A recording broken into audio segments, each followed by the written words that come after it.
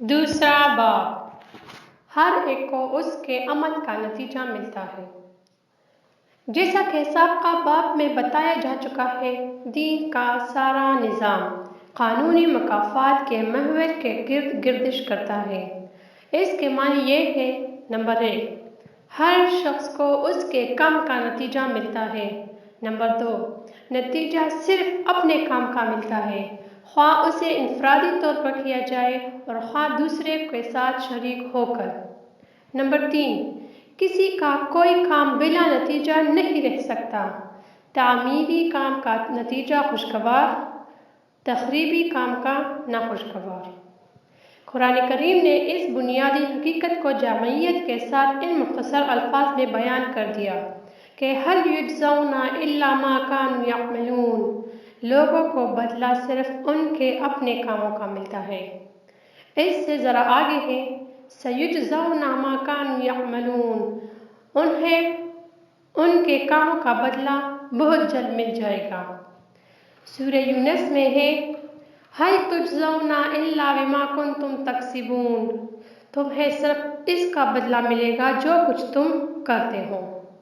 اس میں نہ کسی کی تخصیص ہے نہ استثناء۔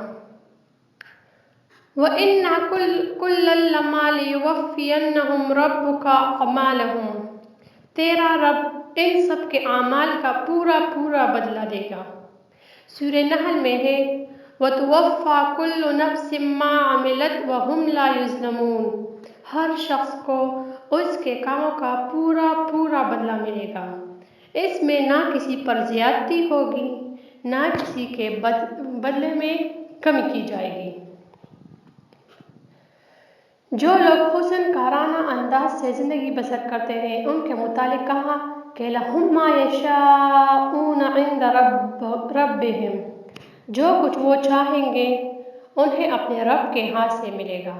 لیکن اس کے ساتھ ہی یہ بھی بتا دیا کہ ذَلِكَ جَزَاءُ الْمُحْسِنِينَ، یہ اس لیے کہ انہوں نے قوانین خداوندی کے مطابق نہایت حسن کارانہ انداز سے زندگی بسر کی تھی۔ اور اس سے اگلی آیت میں اس کی مزید تشریح کر دی۔